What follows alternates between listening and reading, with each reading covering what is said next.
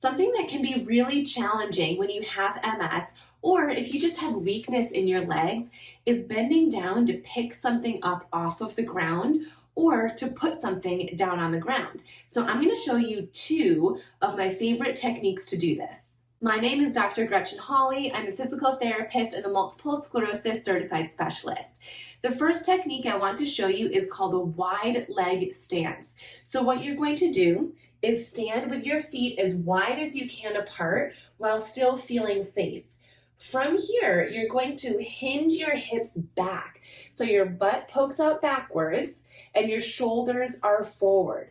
From here, slowly bend your knees until you are touching your item, and I'll demonstrate in a second, and then push your legs to stand back up. Let me show you from this side. Wide stance. Hips hinge backwards, shoulders forward, and then bend your knees as low as you can until you're touching the item, and then push through your thighs to stand back up. Now with this technique, if you do have something nearby, a piece of furniture, you can absolutely hold on to that to help with balance. Wide stance, hips hinge, bend your knees as you're touching furniture, pick up the item, and then stand back up. Let's see this in a real life example using this plant. You're going to walk up to the item as close as you can get without knocking it over, and then assume the position. So wide feet, hips hinge, bend your knees, reach for the item, and push through your feet. It would be the same to set it down. Your legs are already wide, hinge your hips backwards, and bend your knees. Then push up. It's also important to note that while using this strategy to bend down and pick something up, you want to engage your core muscles. Otherwise, your low back muscles might overwork, and we all know that can be very uncomfortable. Strategy number 2 is to use a lunge position instead of a wide leg position. So let me show you what that looks like. You're going to put your stronger leg forward and your weaker leg in back. You want to keep your feet nice and wide.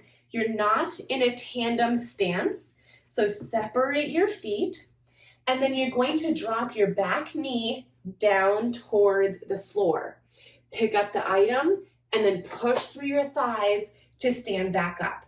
And again, if you're near furniture, absolutely use that for guidance, bending down, and you can hold for support, and then you can use it to help push you up when you're standing. So let's watch this in real life. You're going to want to get close to the item so that the item is about in line with the calf muscle of the front leg. Make sure your stance is nice and wide, and then the back knee drops towards the floor. Pick up the item and push through your feet to stand up. Similar to the wide leg strategy, when you're doing the lunge strategy, it's important to engage your abdominal muscles, again, so that we don't tweak our low back. Now you might be thinking, easier said than done. Those movements are really hard to do, and you're not wrong. They do require a good amount of core strength, as well as thigh strength, glute strength, calf strength, mobility, you name it. Which brings me to my next point, which is you should be practicing these movements as part of your exercise routine.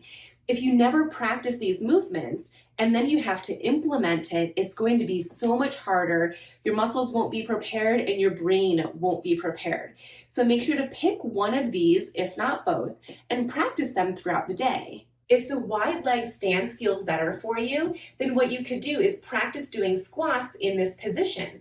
Wide legs, hinge your hips, and then bend your knees and up. Hinge your hips, bend, and up. Hinge, bend, and up. You get the idea. You would do repetitions of the wide leg squat. Now, if you prefer the lunge position, again, pick your strong leg to come up front. Other leg is back and keep them wide. And you can practice this movement as an exercise. Now, for each of these strategies, you don't have to go that low. You could just lower about an inch and then come back up. An inch and come back up. And that's still an effective form of an exercise. For the wide leg stance, it might look like this. Down an inch and up. So don't worry if you can't go all the way down to the floor. You'll get there eventually, but for now, it's so important that you implement the exercise in some way. If you're a member of the Missing Link, we have a whole archive of how-to videos that show you in-depth demonstrations and explanations of movements like this. We have ones for how to get down to the floor and how to stand up from the floor, how to put something down and pick something up off of the floor, how to get into and out of your car, stair climbing, getting into and out of bed, you name it, it's all there. So if you're a member of the Missing Link, definitely sign into the program and check those out.